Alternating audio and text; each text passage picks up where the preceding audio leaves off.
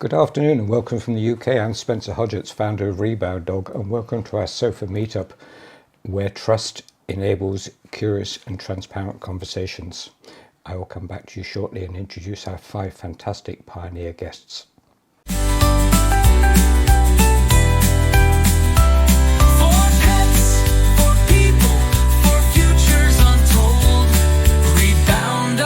Stories unfold.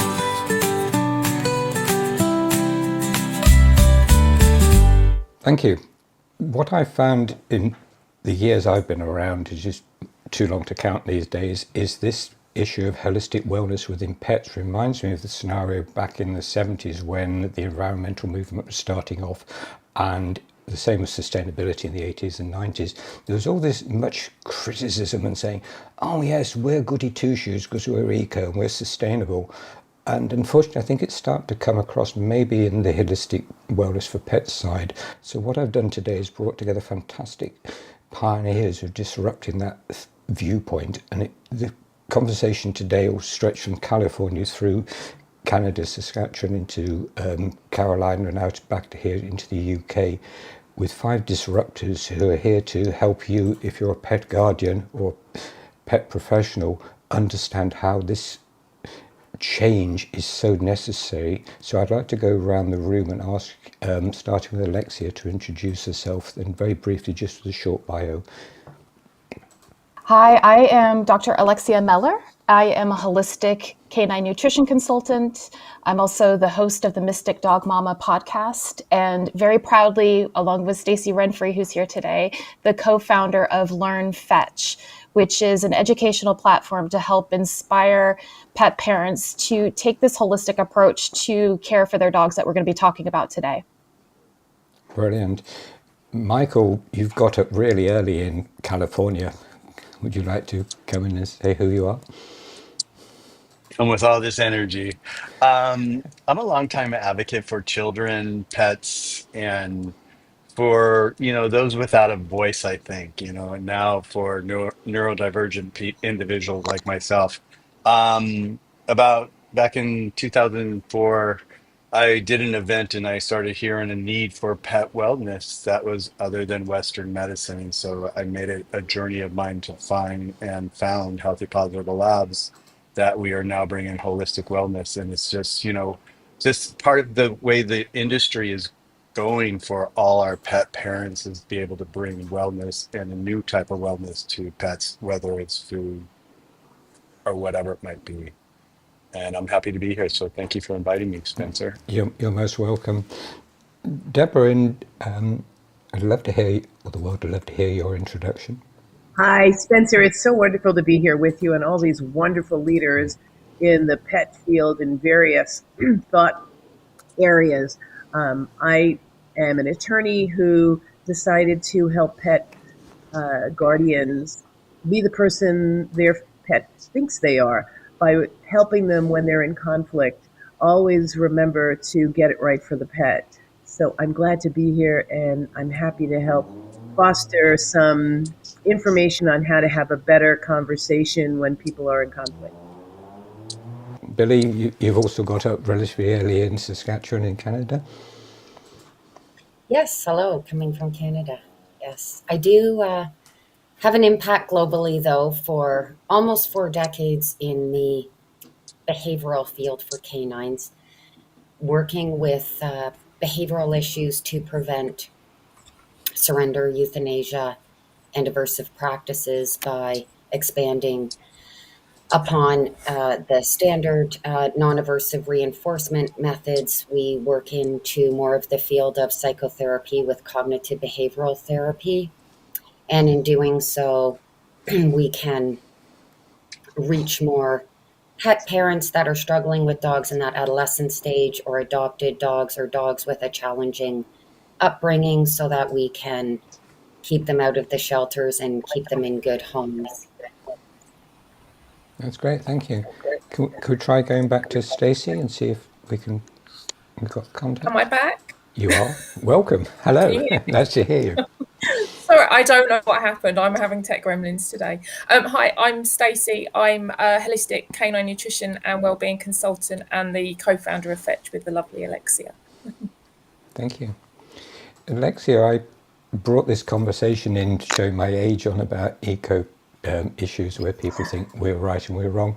I remember a call we had a few weeks ago and you were talking about your 81% campaign looking at chemical flea treatments, and somebody in the conversation thought you were totally advocating for that they should stop using them today, even if etc.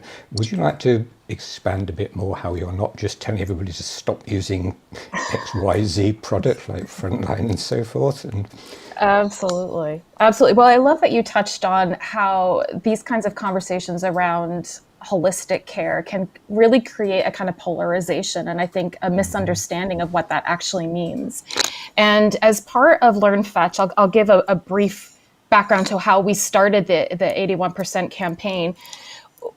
Stacey and I are really adamant about helping to support pet parents to take targeted approaches to their dog's individual care across the board, whether that be diet, whether that be the way that they're looking at training, whether that be the way that they're looking at the type of environment that their dog benefits from, everything. And so when it comes to the conversation around routine flea and tick chemical treatments, we're talking about this as well within the context of the UK, where the British Veterinary Association has been receiving pressure from wider environmental organizations to address the fact that the two main chemicals that are being targeted here are fipronil and imidacloprid, which were banned in the UK in agriculture, but are still allowed in the veterinary industry through spot-on and flea and tick treatments and collars.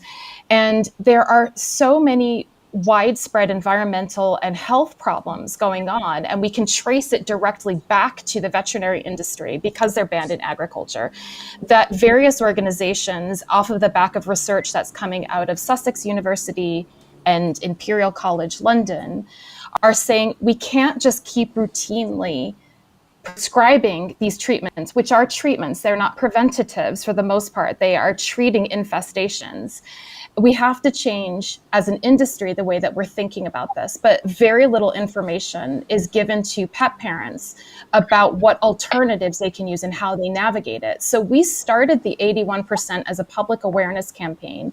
The name comes from a PDSA 2024 survey of dog guardians that found that 81% of guardians were giving routine flea and tick chemical treatments as a means to try and prevent infestation rather than treating active infestation.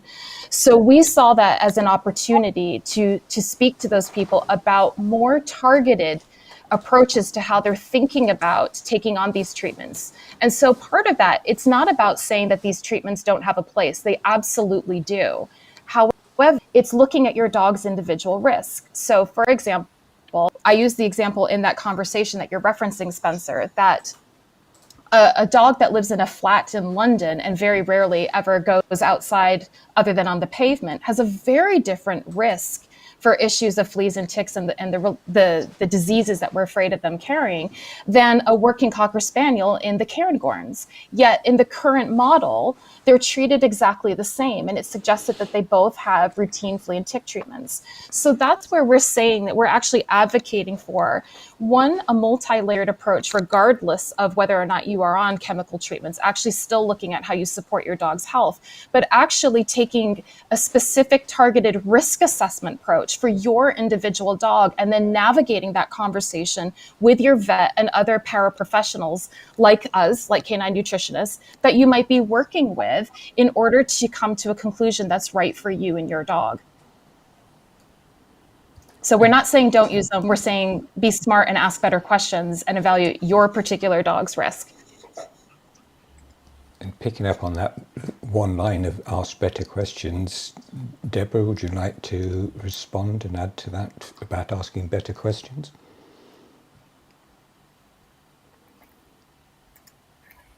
Well, I have a question for you, Alexis. You know, you said something that I thought was very interesting. Sorry, was about treatment versus, treating the infection or trying to treat prior to the infection. Do you see that there's a lot of waste in these materials when people are just trying to do it as a preventative situation than a treatment? And is that part of like what you're trying to get this information out about? It's not so much waste in materials, although I think that's also a part of it from the sustainability perspective, but it's more about when you look at the research that's coming out of the universities that are seeing the absolutely detrimental impact that these drugs are having on the environment. For example, we've seen a marked decrease of songbird populations here in the UK as a result of the birds collecting fur from dogs and cats that have been treated with the flea and tick treatments, building their nests, and the chicks are dying. We're also seeing impact in aquatic life.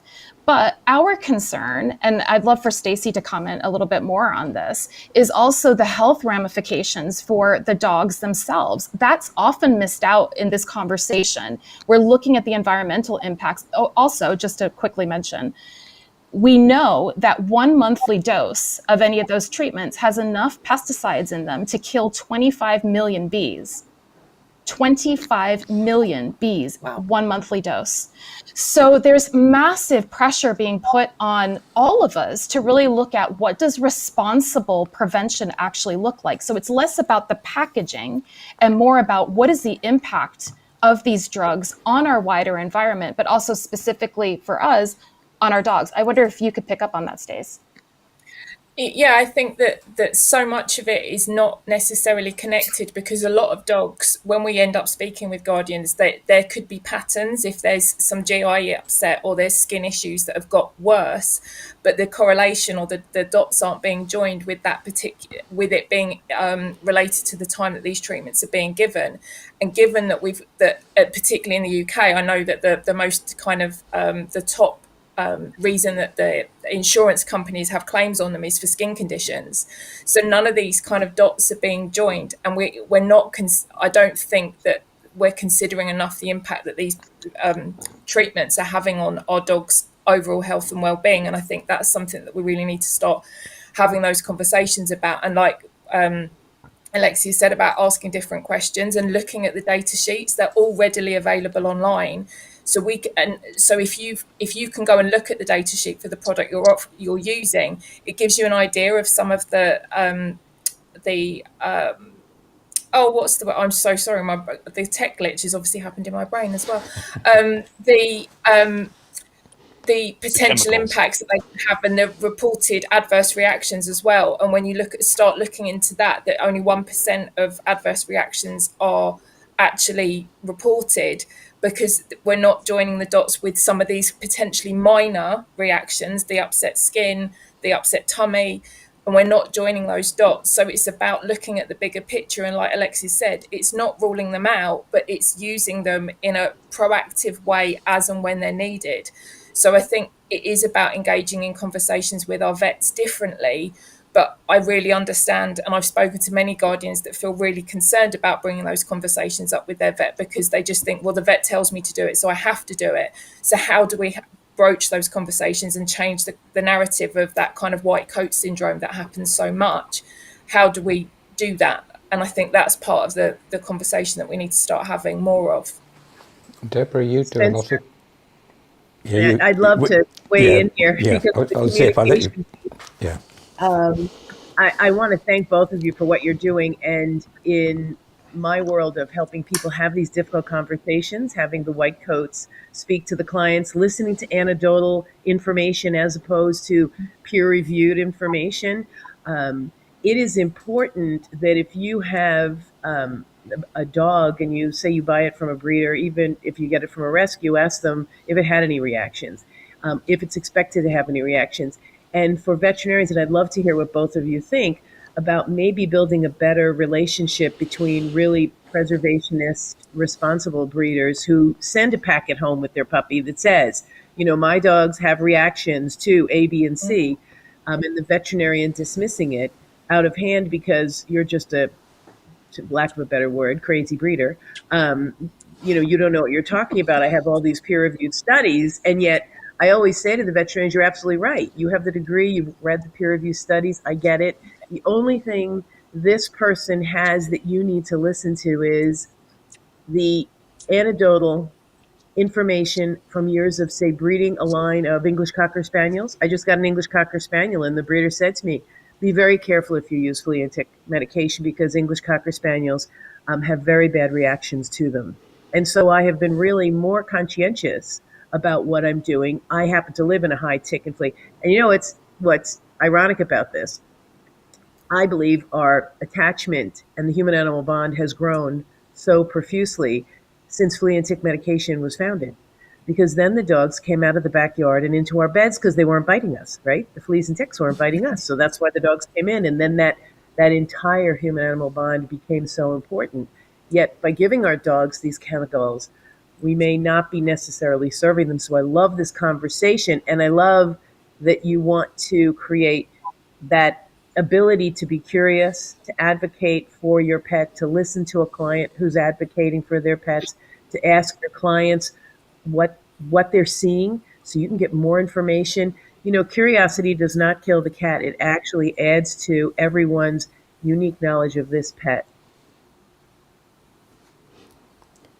Billie, do you have thoughts? Absolutely. And Sorry, I'll shut up.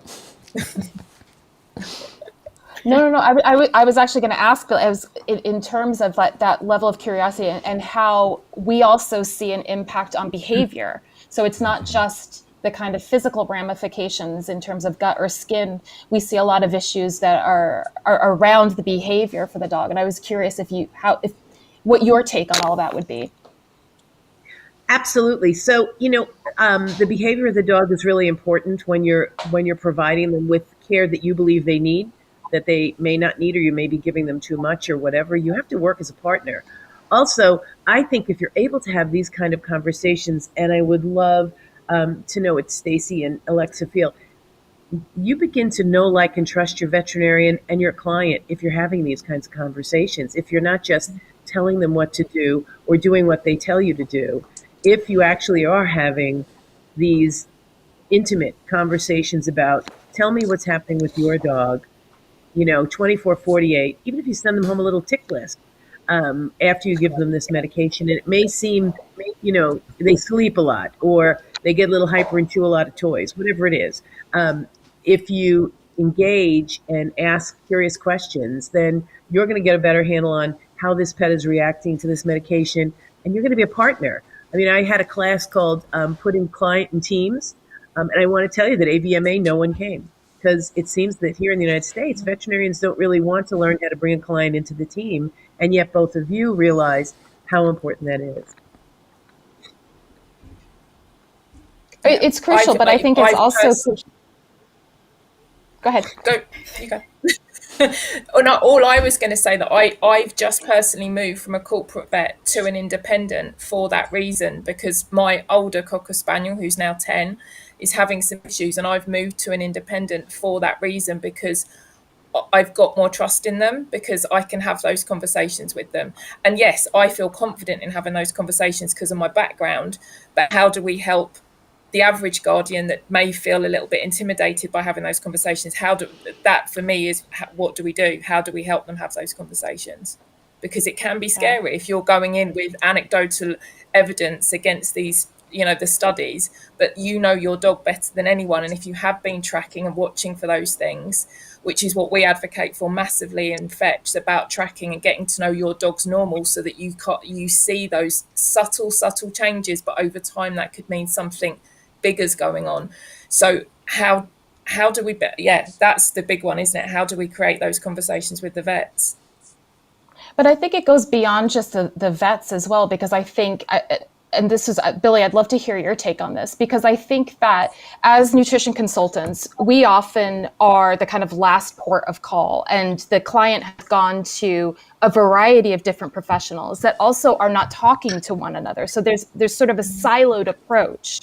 It's not just the vet and us. It's often a behaviorist, a vet behaviorist, a trainer, a chiropractor. I mean, you go down the list. And there's so much value in the things that you are seeing from your professional standpoint too, that gets missed when we're not bridging all of that. And I wondered if you could speak a little bit to that as well from the more behavior sides of things that need to be brought into this conversation? Yes, everything does work as a whole, for sure. I think sometimes vets in a clinic maybe perhaps don't have the time or they've set it up. And unfortunately, it's sort of the way that system works where they may not have the time. Whereas our professions, we may get back and look back at that information a bit more and ask them about that and what have you done. And I think you and I were discussing earlier that well, for my statistics show that 98% of the guardians that I work with have had 1 to 3 trainers before working with me, and they use conditioning methods. And they were under the impression that they were using different methods, but they were just using different versions or different applications of conditioning. So positive reinforcement or balanced or something.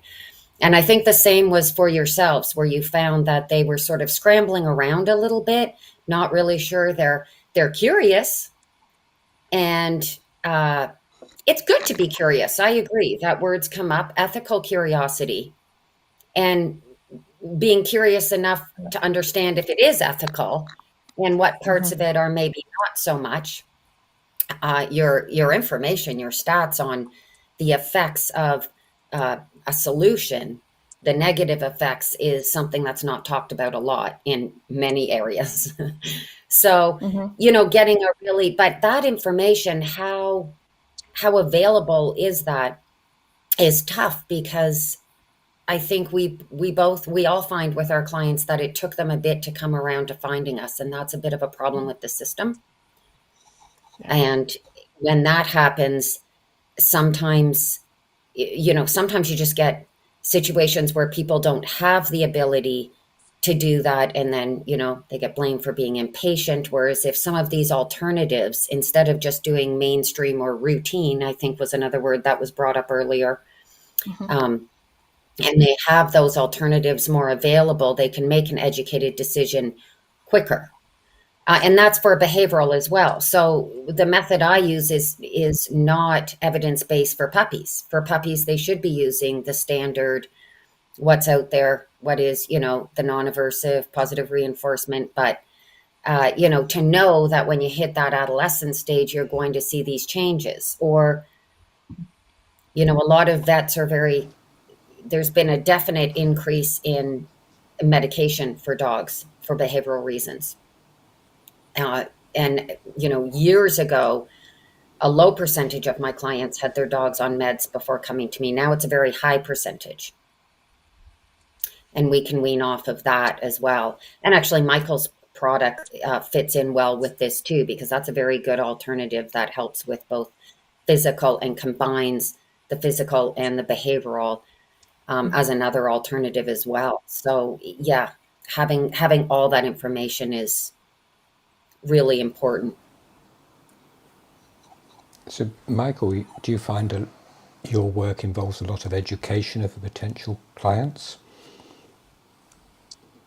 Yeah, I think that's what we're all talking about here is Yeah. education, and how do we get education from the doctor, from the vet, from the behavioralist to the client, and the client back to the vet and the behavioralist and the trainer, because that's the hurdle that I see, and that's why I have the Pets Journey, is that we could bring people together like this and we could talk about subjects like this, but it's still the biggest thing that I see so often is getting that pet parent to even be comfortable enough to even start to ask the right questions, because they don't even, in the past, like what Debra was saying earlier, is like what we've done is we've taken, a pet that used to be outside running around in the yard, catching little critters, eating this and getting nutrition just naturally and all that. Now we brought them inside the house, one, because they don't have fleas and ticks like we were talking about, and now they're inside the house. But, a lot of the people, what I see is a lot of pet parents,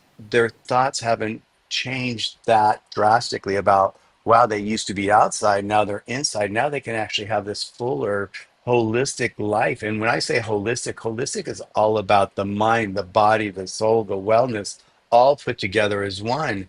And it takes a team like all of us here to be able to bring that to a pet and a pet parent And so what I see the biggest hurdle is, allowing the pet parent the freedom and not feel shamed when they're even asking questions. Because I think a lot of times they feel shame for asking these questions because they just don't know. And part of my big, practice is like, I never want to shame anybody. I just want to be able to bring them the information and let them deal with the information and do what the information they want to do with that information for themselves or their pet. But it's still, there's that bridge. We're all trying to work together here and we're all trying to communicate together, but to get the pet parent as part of the team. I forget who just said the team, but it's really the team. It's their team. That's the team. The nutrition, the team. The pet store is the team. And it's like, and we look at, like, when we work with companies that are looking at our products, we vet them. We make sure that they're out for the vet and they're not looking for the dollar. If they're looking for the dollar, we're really not interested in working with that person, because it's like, we want people that really care about the pet and really know what's going on with the pet, so that they can share that with the pet parent, so the pet parent can give their pets the best life possible. So yeah, it is a hurdle, Spencer, that we see that's out there. And I think it's changing. It's been changing a lot in the last 5 years. I'm seeing a big difference in the last 5 years of, like, people are starting to, ask questions where before they were afraid to, or they didn't know they could. A lot of times the vet, and I hear this a lot of times where people bring their pet to the vet and they're separated from their pet sometimes because the vet wants to bring them in, take care of the pet, give the shots, do whatever they have to do, and then bring the person back, because sometimes bringing the pet parent in takes so much time. I've heard this from vets where the pet parents, they feel like are asking too many questions, and I don't think that's really the case. I just think that, our veterinarian clinics are so overtaxed right now, and it's just like, I think we're going through a transition here, and I think we have an opportunity to bring awareness to all pet parents across the board. And that's my goal, is like to be able to team up with others and bring these messages like this to others. Because Billie, we talked, several years ago about behavioralists and how she works, and how like, how long does it take a person to get to you after they've done so many things? How many people did they talk to, or how many trainers did they work with, and how many interpretations did they use from the past of their life, saying, oh, that's not going to work, or that's not going to work. Well, we've got to strip those interpretations and go with what we have in front of us today and the tools we have today, because they're completely different than the tools we had yesterday.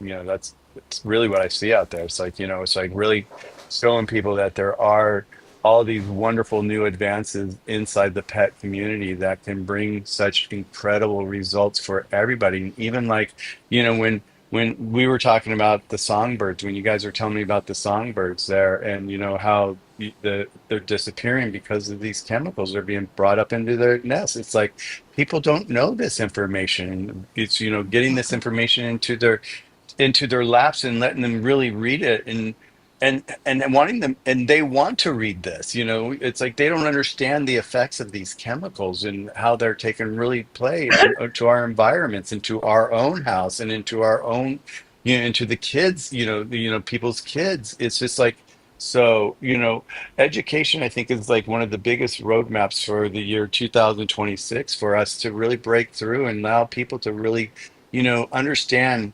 holistic, not just being like a fancy word of the time of the 70s. Oh, we're holistic. No, this is about, let's bring mind, body, and soul and wellness together as one, and we can all do it together.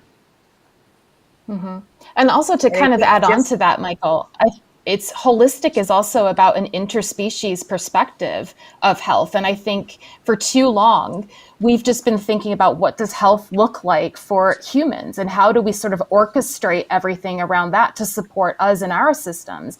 And I think we're really, especially on the brink of the sixth extinction, like, we're really being forced Yeah. to look at, actually, everything really is interconnected. And so when the bees go, there's no food. What do we have to consider then? So how are we supporting every species, health for all? And that is the kind of One Health model that's being purported now.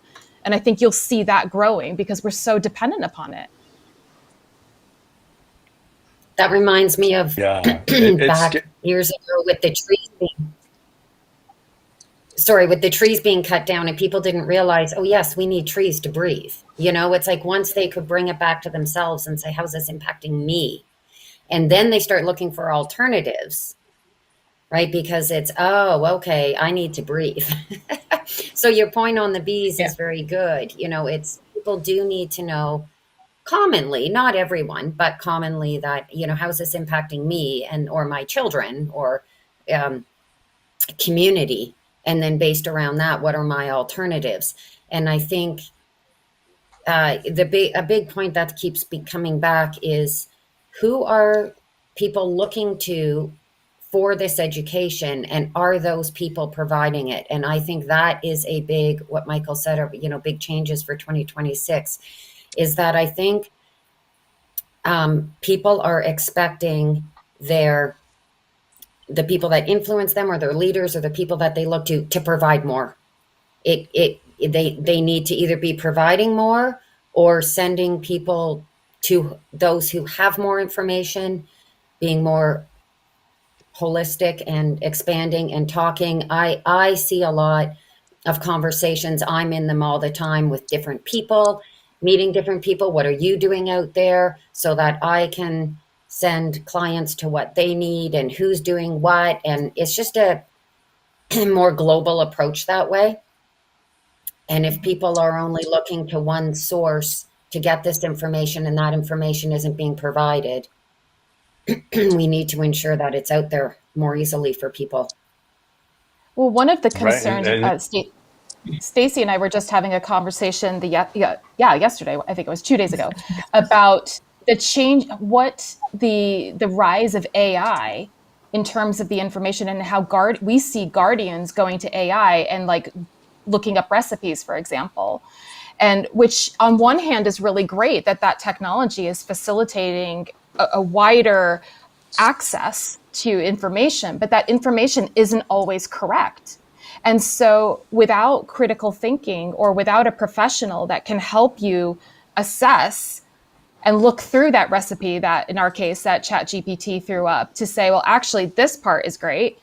This is missing. You need this, so it's changing the role of us as professionals from possibly being the ones that had the information and were relaying information. That's still part of it, but it's helping pet parents to actually filter all of the information that's already out there in order to critically assess it and make sure that they're doing the right thing for themselves and their dogs.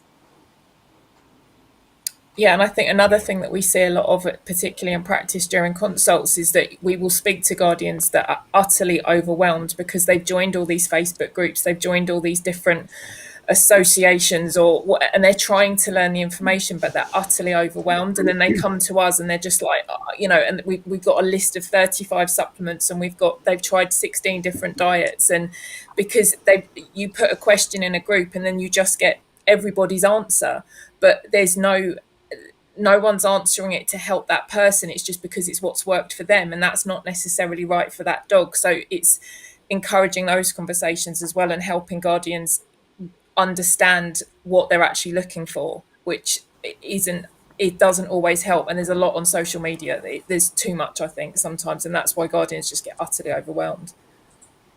If you're talking about a team effort, I was thinking that where we're looking at in this conversation providing information for pet parents, pet guardians, as being part of being comfortable asking the questions to, say, the veterinarian profession, do you think it's also a question of how we encourage the veterinarian profession to be comfortable having those pet guardians and clients ask those questions and being able to be open to those?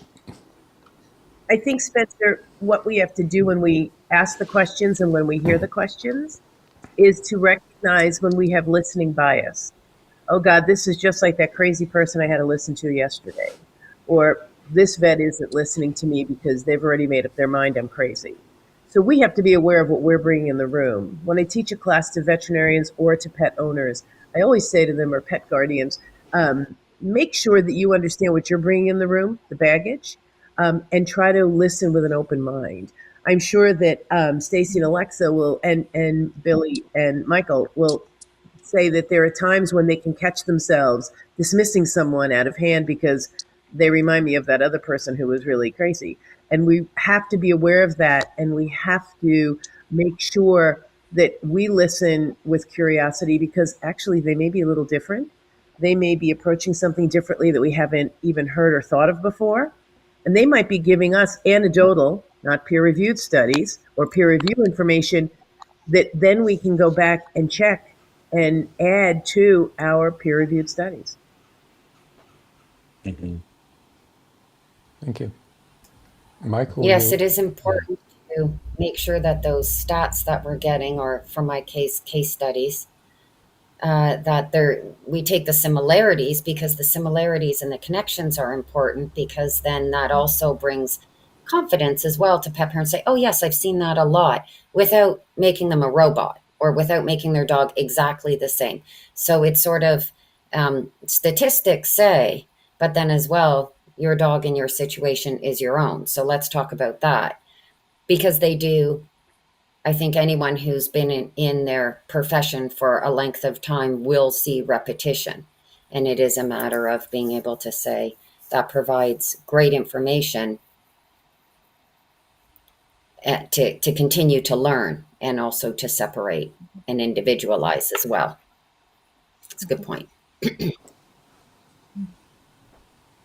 We started off talking about, these big boxes buying up these veterinarian clinics here in the United States, and it's been happening in the last 10 years. And, one of the things that we see, especially here in California, we're starting to see a lot of independent vets go out and become their own business. And they're starting to be in the the personalization that they're starting to give to pet parents is kind of like the old school. It's kind of like, if we really look back at, way back in the day, the bedside manner of a doctor used to be fantastic. Where is it today? We don't really see that today. And that's the same thing with our veterinarians. Sometimes they're so busy and they're pushed by these big corporations to get so much done that they don't have enough time in their day to actually have that bedside manner, like they used to. And now especially here in California, we're seeing a lot of these, younger kids that are coming out that are now, saying, I'm going to start working for myself. I'm going to start doing things a little differently. I can see that there's a whole new, there's a whole new front in front of us that's coming at us right now that's allowing us to better treat our pets. So I'm going to start really diving into that and bring that to my pets and my pet parents. And I'm seeing that happen over and over right now in Los Angeles. And I'm hoping that's going to go across the United States, that, it's just going to expand like that so that we can bring back that personalization. Because I think some pet parents are resistant to ask questions because they're just afraid that, like, the bias, like what you're saying, Deborah, someone's going to say, oh, I dealt with someone like that the other day. And they're like, they don't want to be that person. So they're not going to ask that question. But it's so important to let them know it's so important to ask that question, because you're talking about your little fur baby. And, the amount of drugs or amount of whatever you're giving your baby, you want to make sure it's the right amount. You don't want to be doubling it. You don't want to be tripling it. How many times I get people will call me and say, well, can I give them more? Can I give them more? And I'm like, more's not better. More is not better. That whole, whoever came up with more is better, they should be shot. It's like, more is not better. It's just like, follow the simple, just the natural path of it all, and just really get to know your pet. That's the biggest thing too. Is like, pet parents now are really starting to. I was on a phone call with a lady in New York yesterday, and she's doing this where the pet parents are gathering together. She's trying to create this new kind of hub of people that are pet parents, instead of just doing like, a show of people like that have products and all that. They're bringing pet parents together so they can start asking each other questions. She's starting to create events like that where they can start asking each other questions and starting to get to know each other. Because, as we see it, as you see it, Billie, I remember talking to you about, that, how some of these pets are so traumatized by the time they get to you, that, the pet parents are like, there's nothing that anyone can do. Well, there is something that just hasn't been given to them in the right wording, so that they understand that, hey, it is possible. And it's just really hand holding, our pet parents, and just, giving the fur babies the best love and care they can. Yeah. One of the things that really surprised me today When I first started out on this mission and this journey of mine, I always thought I was always going to be working with like the demographic in the 30s and the 40s and the younger demographic. And I'm finding that the pet parents that are really caring about their pets more than anybody are the older generation. And it's like I was completely surprised by this. It just has blown me away because I thought it was going to be like, 40s, mid 40s, 50s. But no, I'm talking to pet parents that are 70, that are 80, and the amount of information and the amount that they know about their pet is unbelievable. I mean, they know the inside out of their pet, where you talk to someone else that's like, oh, look at my little Frenchie. I just got my little Frenchie. It's more of an object than it is a pet almost. But to this older generation, they are making a big difference, and I'm hoping that by them making the difference that they're making, it's going to actually get passed down to the younger generation of their families, that they can do this, because there is a big shift going on right now and we all see it. And we're all lucky to be here right now because we're all coming from different angles and we've got so much to offer these people, and just changing the way pets get to live today. They seriously, we all see it now on the news. There's planes now that are being loaded up with pet fares, that people are now flying with their pets and their pets are sitting next to them, and the plane's all about the pet.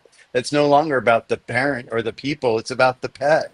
And these services are just coming more and more and more in hotels. And it's just, for me, it's pretty fascinating to see. And I love to see what's going on in the pet space. And I'm happy to be a part of this because it's so important just to be able to give the education and let people know there is a different way, there's a better way. And things are, it's not as hard as you think it is. It's all just really just getting to know your pet and just taking care of them like you're, like a kid, like your baby. And finding the people that have the bedside manner that will hold your hand through those questions that you may not even know how to ask, but you should be asking. That's fascinating because you're looking at it from a relationship point of view, or relational viewpoint, Michael, rather than the horrendous word of ownership, which is where the toy side of it comes Yeah. into, the product side of it comes into. When the pet is actually a Yeah. living entity, and it's Billie and I and Debra and I have had conversation. It's the relationship and how we live with them, because we're living with them as much as they're living with us. They're not just an add-on to our lifestyle. And Yeah. Spencer, It's, in it's completely conflict, changed. in conflict, Yeah. I always try to help people understand how to get it right over being right, because sometimes we're so caught up in what we think is right, and we might not be doing what's best for our pet. And we have to be open to getting it right in partnership with our behaviorists, with our veterinarian, with our neighbors who may or may not appreciate that our dogs bark at 4 in the morning when we let them out. These are the things you have to really um, choose to do in a community minded way. And I think everyone on this call is a community minded uh, assistant to pet owners, to people in the pet industry, pet service industry, veterinarians, anyone, because we have to be able to um, feel comfortable and confident asking curious questions that may not be smart, that may not be sorry about that, may not be something that, or may be asked all the time. And we may be asking it for a second or a third time because we don't remember, or we don't, especially. I loved, Michael, that you said that it's the what the baby boomer, which I'm a member of, uh, community that's really taking charge and taking care of pets. But it's all about the communication. And I guess we're older and we don't have a lot of ego issues, so we're going to ask questions. But everyone needs to ask questions about their pets, and I think everyone on this call is there welcoming them to ask questions, because we all, as a group, want to get it right for the pet first of all, which is what you were pointing out, Michael. Get it right for the pet and get it right for the people. Yeah. Yeah. I was during the pandemic, I was on Clubhouse. And I did over 400 rooms on Clubhouse, and it was crazy because I got to meet people from all around the world and all these experts. And one of the people that I met, his name was Ryan, and he was a nutritionist and he wrote many articles, Ryan Yakma. And he now works for, I think, Just Food for Dogs or one of the now natural foods. And I never knew how kibble was made. And when he was on my show and we talked about how kibble was made, I was like so appalled on what these companies are doing with this kibble. But once again, I didn't know. So, and I was new to it. It's like, so what doesn't the parent, doesn't, the pet parent today, what don't they know? They've got to have areas like this, like Rebound Dog, that they can go to and they can see these conversations and they can say, wow, look at what they're talking about here. I was wondering about that or this, and it's like just being able to have these platforms to have these educational moments that we can share with people. And it's like, I'm a big component about like, if you're doing an event like this girl I was talking to in New York yesterday, she's doing this event in November, and she's like, Michael, I would love for you to come out and just be part of our community and get to know our community and just, support our community and just speak with us, and it's just really, that's all it is. It's just us taking that time to be willing to give back to the community in a way that, we know we're helping the little furry ones that can't talk, that don't have a voice. And and pet parents, everything I find, it's like they're down for it. They want it. They want the best for their pet. They're not, it's not like they're like, oh, the pet's outside, it's a dog. Those days are kind of over. At least here in California, there's no, oh, it's a dog, it's outside. It's like, no, it's my baby. He's in my arms and he's going everywhere with me. And so, yeah, it's a fascinating space that we're in right now with the pet industry, especially after the pandemic, because the pandemic kind of really kicked the pet industry in the butt, I think, because like it was there that everybody who didn't have a pet and was sitting at home decided to run out and go get a pet. And we saw a lot of mistakes. We saw a lot of like, mishaps with getting the wrong dog matched up with the wrong family and all that. And that was a whole thing that we learned. And we have the pandemic pet that, went into it, that never got to see other pets for a year or 2 years. And all of a sudden they have social anxiety. Billie, you probably dealt with a lot of that after the pandemic, is like a lot of these pets with anxiety and, social anxiety, separation anxiety. And, it's just like we've gone through this big whole, with the pandemic, this whole movement with pets. And during that time, people became better pet parents than they've ever been in their whole life during the pandemic. I saw a whole pivot with people where they were just like, wow, my pet's my best friend now. Why not feed him food that is like human grade food versus a dry kibble that is not so healthy for him?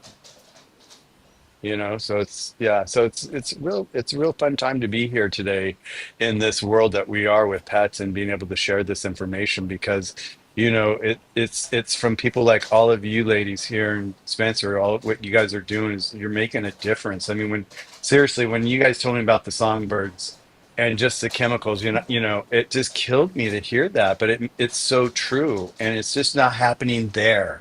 That's the thing. It's like you two are right there, and you see it there, but what else is happening everywhere else with everything else that they're doing inside the industry? You know, what is these big box companies getting away with? It's horrible. What I learned from Ryan, it was shocking. I was just like, wow. I personally would never feed my pet kibble, and it's like, I don't personally um harass people that feed their pet kibble because they just don't know. A lot of people don't know. They think that wolf on the package is so pretty, it's got to be good, and it has nothing to do with the wolf on the package. It has what's inside the bag. What's inside that nutrition. So it's just like, to be here, to be able to share what's coming and what's around us now is like, it's exciting. I love what I do. I love being able to share with pets. I love to share with parents. And you know i get I love that, I get pictures sent to me of my clients' pets all the time, and it's just like, it's I don't know, I'm pretty lucky. I feel really blessed in what, this world that I live in. And I come from the design world, and I used to, work with all these crazy design ladies here in Beverly Hills, and I was with one yesterday, and she's like, "Oh, Michael, I saw my son's house and it was all white. I think I want to change my house all white." And I'm like, "Well, your house is designed from the '80s." I said it would look nice white.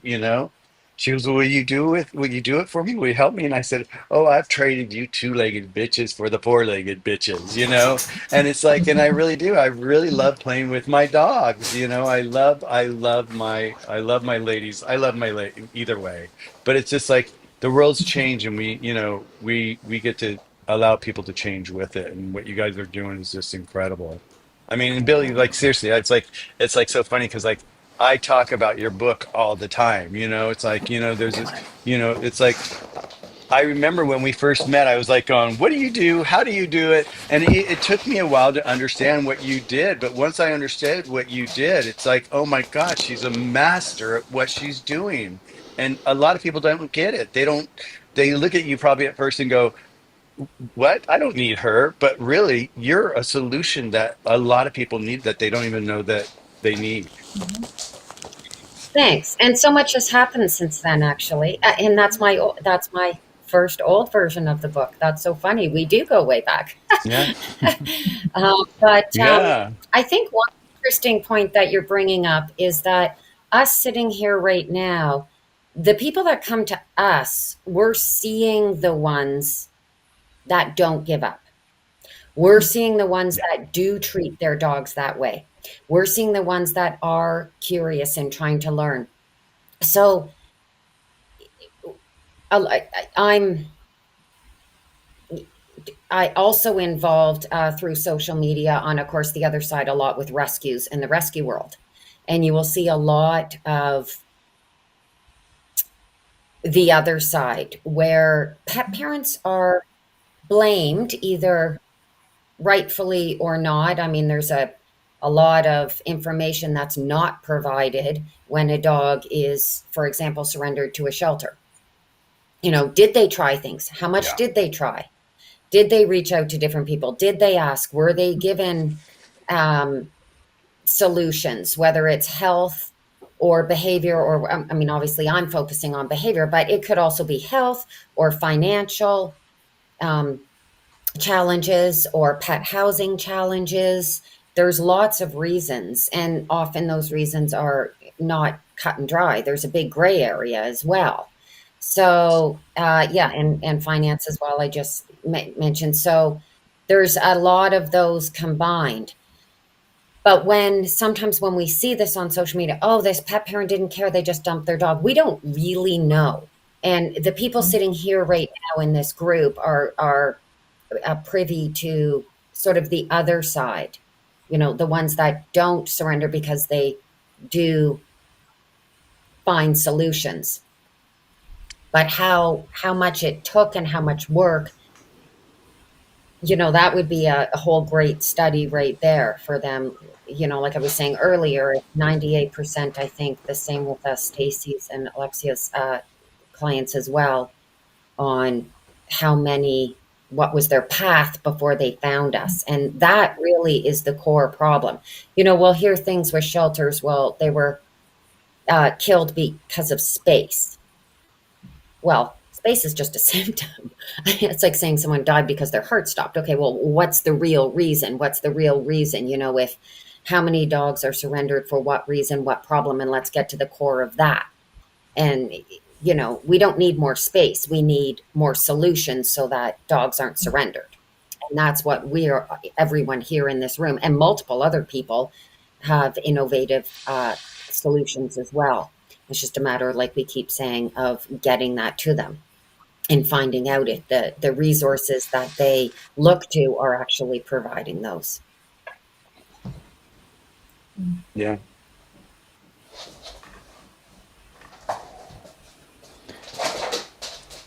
So we have, listening to this conversation with fascination and, well, talking to Ben's two dogs, one of which was a poorly treated rescue, and he's given a lot of time and effort so he can actually not sit next to me with a muzzle on, which I think is fantastic. You might have seen him there. I'm going to wrap it up and ask you to go around the room. I've put your contact details on the LinkedIn chat for this event so that your LinkedIn page can be found. Can you I'll start with Alexia because she opened the comment. Just go around the room quickly and say what your one thought, something you haven't touched on, do you think is relevant to this conversation? Oh goodness, no pressure. Okay. If it's not, No, but you're first. okay. geez. I'll throw the question back out to all of you, and you can go in whichever order you want to go in.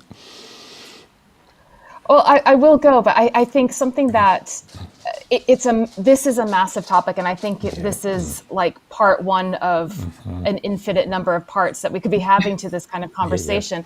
I think one of the things that is also really interesting about what we're all talking about, we're focused on the dogs, and we are, but to pick up on what Billie was just saying too about the need for different solutions. I think Stacey and I talk about how dogs are gateways and mirrors for us as a species in so many ways, on so many levels. And they are inviting us to take a really deep and hard look in the mirror around the choices that we're making, the systems that we're creating, the expectations we have of our dogs, the expectations that we have of ourselves. If we choose to be open and go there, there is such a gold mine of opportunity to look at how our dogs are really asking us to become stewards and to become better versions of ourselves as well. And so that's a real gift that they are offering us. And that's just something I thought I would throw out there. Thank you. I totally agree. Debra? Well, to pick up on that was beautiful, Alexia. And I've started in my communication and conflict resolution work, helping people recognize that they may want to be the person their dog thinks they are. And so being kind, listening without bias, and finding multiple ways to solve an issue, not be just stuck on one. Because if we continue to maybe high-end pet ownership, then people who need animals or who love to have animals, but maybe on a fixed income and have to do things on a shoestring, I don't think they shouldn't have pets. I just think we need to figure out how to help them have and care for their pets in the best way. Because it is really what we've talked about here is really listening without bias and finding solutions that are going to work for the person in front of us who may or may not be able to afford the gold standard. I think when we discuss standards of care for pets, we need to be more collaborative. What will work for you? Because if we scare them away with price, or we scare them away with the multiple things you have to do, and I can't remember if I took my medication this morning, forget if I gave my dog their medication. We have to make sure we are working in a space that is able to be followed by the pet guardian as well as the veterinarian and any other member of the assisting group that is helping you help your pet have its best life. Thank you. Michael? Well, Deborah, you said something that it triggered something in my head. It was like, you were talking about, it's like, I'm going to call them our Gucci pet owners.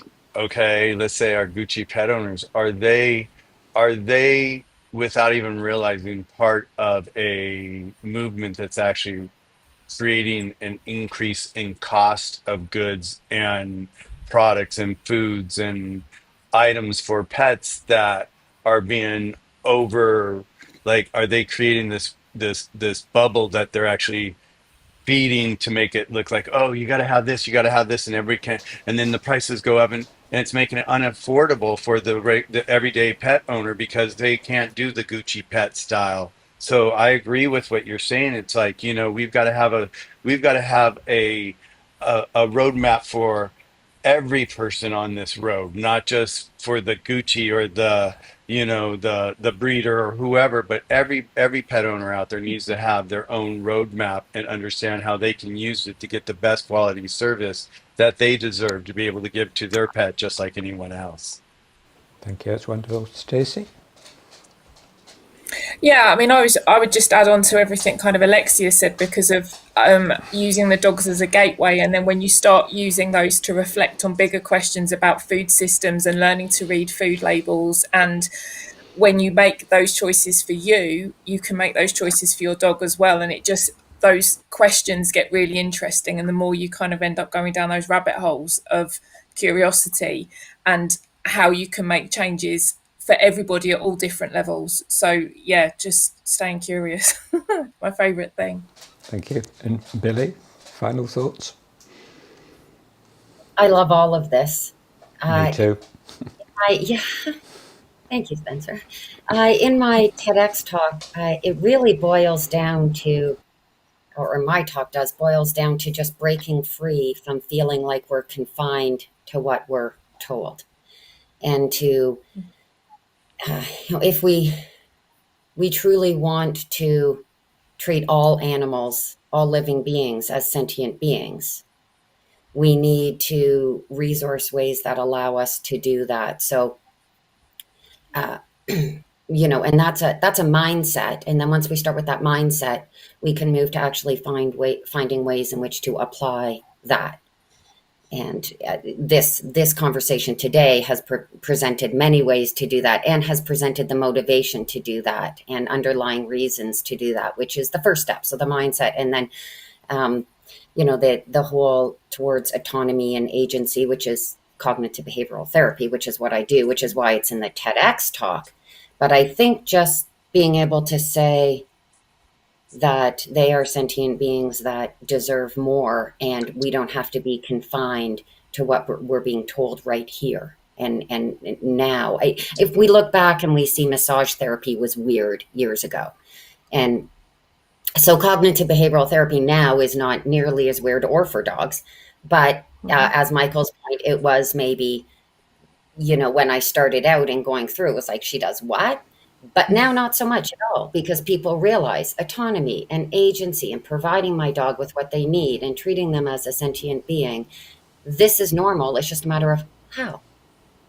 And that just is where we really need to realize that we can break free, and we can do what's best for us and for our pets and our family and our community and globally. Thank you. Yeah. Hey, Spencer, can I quickly? do we have a second for one quick? Okay, ladies, I can I ask one quick question to all of you? I'm going to ask you a quick question. I just want you to answer it with your first answer, okay? In my hands, I have 2 ice cream cones. What flavors are they? Chocolate. No Which ones would you like in your hand? Which flavors do you want in your hand? Well, I already ate where I'm them. going with this is like, where I'm going with it is like, in society we've been, most people have been born and raised to always say chocolate and vanilla, and our mission here is like to allow people to break away from the chocolate and vanilla and know that there's so many other flavors out there that they can choose from. Brilliant. Rocky Road. Yeah. Thank you. That's a wonderful way to look at it, to answer the question is how. To pick up on Billie's wording, I'm going to say thank you as host. I'm going to say thank you very much. I'm both honoured and humbled to have such a diverse spectrum of experience, is the word, and we hopefully have set the world on fire. Thank you, ladies, and Michael. Thank you. Yeah, thank you, Spencer, very much for having us.